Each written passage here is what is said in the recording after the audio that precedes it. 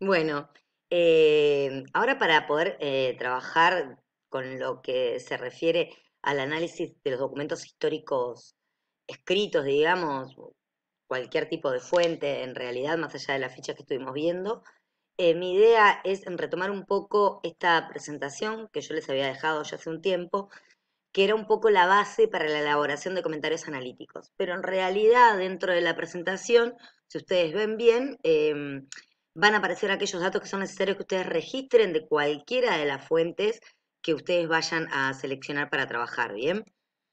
Por un lado, la primera sugerencia que tiene que ver con una lectura, ¿no verdad? Siempre la fuente que vamos a elegir hacemos una lectura previa, porque esa primera lectura nos ayuda, digamos, o nos permite no solamente interiorizarnos con el texto, sino poder de alguna manera identificar aquellos elementos sobre los cuales nosotros vamos a tener que investigar, se trate de vocabulario histórico, por ejemplo, que habíamos visto en la dimensión hermenéutica, como también de la información que contiene el texto y a su vez de la primera lectura puede desprenderse fácilmente la clasificación de este tipo de fuente.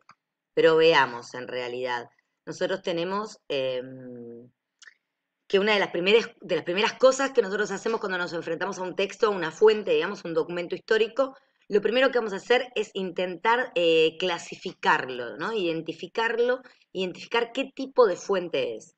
Si bien acá aparece primaria o secundaria, lo importante, digamos, es que nosotros estamos trabajando con fuentes primarias en este momento, ¿no?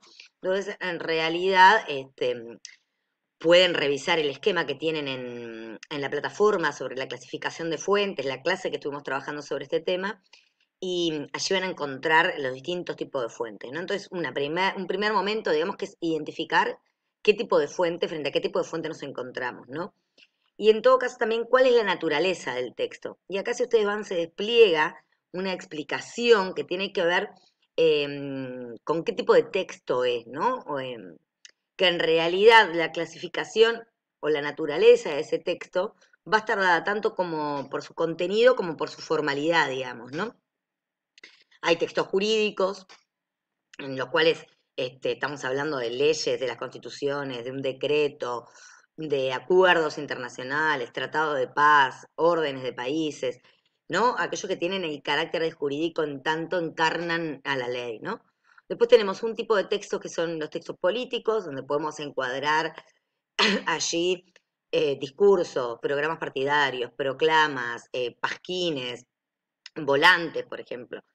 Después otro tipo de textos, de documentos que pueden ser aquellos que son de corte económico, ¿no? Que puede ser, que también en ese sentido pueden cumplir la función de ser jurídicos, ¿no? Porque acá, si ustedes después revisan bien, va a aparecer esta idea, bueno, de un contrato que también puede tener un carácter jurídico, pero que establece una relación de compra-venta, puede ser un documento económico y jurídico al mismo tiempo. Con esto le quiero decir que la naturaleza del texto muchas veces no responde solamente a un tipo de texto como vemos acá, sino que puede tener múltiples combinaciones. Después tenemos también lo que pueden ser testimoniales, ¿no? Que son memorias, relatos de viajes, algunas cartas, autobiografías, un diario íntimo, ¿no? Entrarían dentro de este tipo de fuentes. Em, en realidad puede haber muchos más, ¿no? Nosotros nos concentramos o señalamos esto como para tener grandes líneas de clasificación, pero pueden encontrar algún matiz dentro de esto, o como yo le decía, alguno que refiero que combine varias de estas posibilidades, ¿sí? Después, por otro lado, tenemos los datos del texto, ¿no? Una vez que lo clasificamos, una vez que distinguimos, precisamos, perdón, la naturaleza del texto, vamos a extraer los datos del texto. ¿Y a qué me refiero con esto? Y bueno, a los datos principales, ¿bien? Al autor, a las circunstancias del texto, digamos, cuál es la circunstancia de producción de ese texto.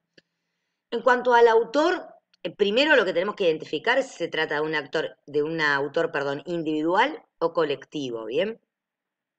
Y ya un poco esto lo habíamos visto en el tema de la autoría, ¿no? Muchas veces la autoría de un texto puede estar explícita, porque ese texto está firmado, ¿recuerdan? O muchas veces la autoría también es atribuida. Nosotros podemos atribuir por el contexto en el que enmarcamos ese propio texto, digamos, en una serie documental, como habíamos visto que así que se realizaba en este ejercicio de la hermenéutica, O bueno, porque en realidad hay información que nos permite detectar quién es el autor de ese texto, que muchas veces no es una persona, muchas veces es un colectivo, o puede ser un organismo del Estado, o puede ser un partido político, no necesariamente es Juan Pérez, digamos, el autor de un texto. Esto es importante porque nosotros, una de las cosas que tenemos que investigar o que prestar atención siempre es en la autoría del texto, tanto por la fiabilidad de su contenido, como habíamos visto antes en las etapas de la crítica de las fuentes, sino también para poder contextualizarlo, para entender muchas cosas que el texto dice, por qué las dice y a quién se las dice, van a estar dadas, digamos, por el tema de poder definir con precisión la autoría de ese texto, ¿sí? El título, por supuesto, si tiene un título, si lo vamos a nominar de alguna manera a ese texto, también lo tenemos que aclarar en este comienzo de trabajo. Y después, por supuesto, las circunstancias del texto, ¿no? La ubicación espacio-temporal. ¿En qué lugar se escribió, digamos? ¿Dónde fue pronunciado, editado, bien? ¿Dónde fue escrito ese texto? Luego la fecha, es decir, cuándo ese texto se escribe, en qué momento. Y acá estamos en la misma situación, digamos. Nosotros podemos tenerlo específico eso porque aparece en el mismo cuerpo del texto, o podemos deducirlo cuando ponemos ese texto en relación con otros documentos, ¿no? O cuando lo ponemos en relación al contexto. Si nosotros sabemos, conocemos el contexto histórico en el cual se enmarca o se produce ese texto, muchas veces por la información que el documento nos brinda, nosotros podemos ubicarlo en algún momento de ese periodo, ¿sí? Estos serían como los datos principales, ¿no? Nosotros empezamos entonces el trabajo para analizar el documento histórico y lo primero que agarramos, que tomamos, digamos, que tenemos en cuenta son estas dimensiones. Bueno, en la medida que nosotros tenemos estos datos que habíamos visto recién, podemos adentrarnos a profundizar, digamos, en las circunstancias de producción del texto, ¿no? Profundizar en el contexto de producción y de autoría, ¿bien? Y acá es lo mismo, ¿no? Cuando hablábamos de las circunstancias temporales, si nosotros ya sabemos la fecha o el momento en que ese documento se produce, podemos de alguna manera colocarlo en el concierto histórico, digamos, ¿no? Si relacionarlo con el hecho al que hace referencia, con los hechos que pasaron antes, ¿no? Que pueden estar referidos en ese texto. Eh, Poder de alguna manera empezar a contextualizar ese contenido en función del conocimiento que nosotros traemos. Lo mismo que las circunstancias espaciales, digamos, ¿no? El lugar donde ese texto es pronunciado, ese documento es escrito, es elaborado, puede resultar significativo, ¿no? Si hablamos de una carta de un soldado, bueno, si fue en una trinchera, si fue en un frente de batalla, si fue en un hospital cuando estaba herido. Muchas veces esos pequeños detalles nos van permitiendo de alguna manera armar el puzzle que implica la comprensión y el análisis en profundidad de un documento histórico, ¿bien? Después, por otro lado, tenemos otra dimensión fundamental para el análisis, ¿no? Que luego redactaremos y profundizaremos a nivel más crítico y reflexivo, que tiene que ver con esto de identificar los destinatarios del texto y la finalidad del texto, ¿bien? Es decir, cuál es el objetivo por el que se escribe ese documento, por el que se pronuncia ese discurso, ¿no? ¿A quiénes va dirigido?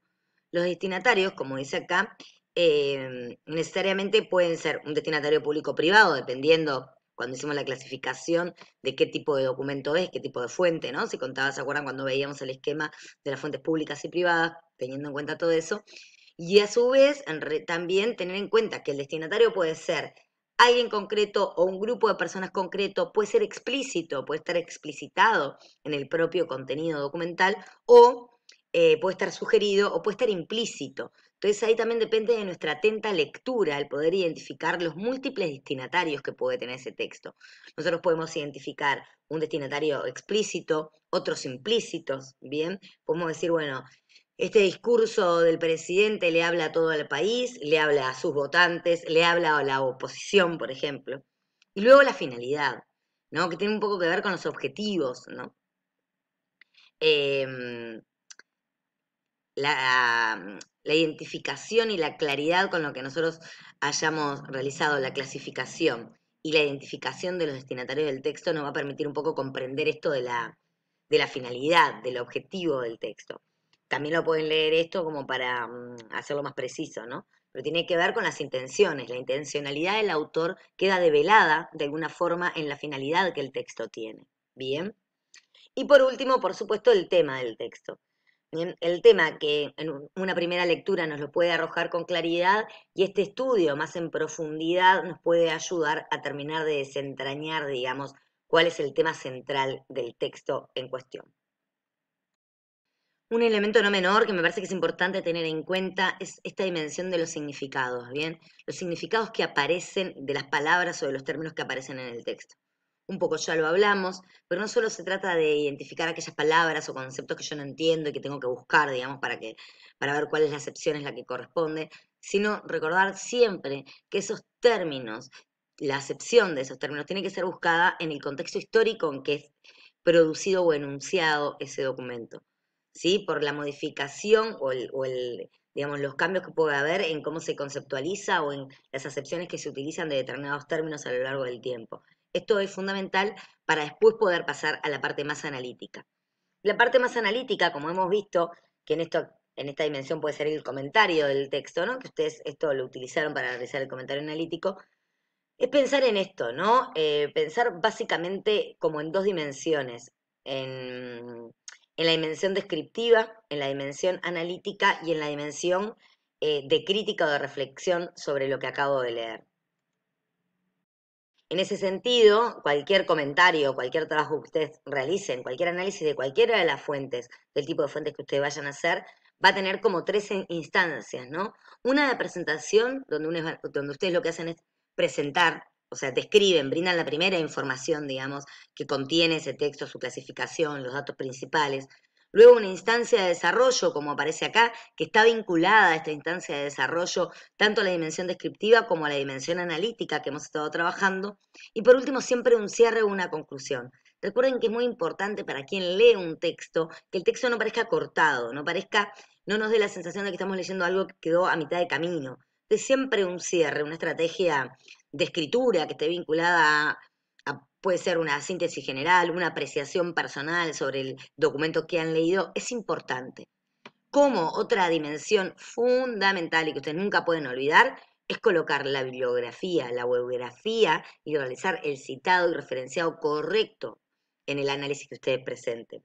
¿Sí? Bibliografía o bibliografía es todo lo que consultaron, ¿bien? Toda la información extra que ustedes sacaron que no estaba contenida en ese documento tiene que estar registrada. Bien, consultaron un diccionario para buscar tal término, Wikipedia para ver tal bibliografía, todo tiene que estar citado de forma, referenciado de forma correcta y tiene que estar incorporado en la bibliografía que va al final de cualquier trabajo. Bien, para el tema de las citas ya saben que tienen que revisar las normas APA, fijarse cómo establece ahí el criterio de cómo se cita y no olvidar que todo lo que ustedes escriban que no es de su autoría tiene que estar citado o referenciado. Bien, bueno, esto sería las partes, digamos, las fases a seguir para realizar el comentario de un documento escrito. También ténganlo en cuenta porque este orden final que estamos hablando ahora, de la presentación, el desarrollo y las conclusiones, les va a servir para cualquier análisis que ustedes realicen, ya sea un documento histórico, de un texto, de un material historiográfico o de otro tipo de fuentes. Bien, por aquí quedamos entonces con la parte del análisis documental.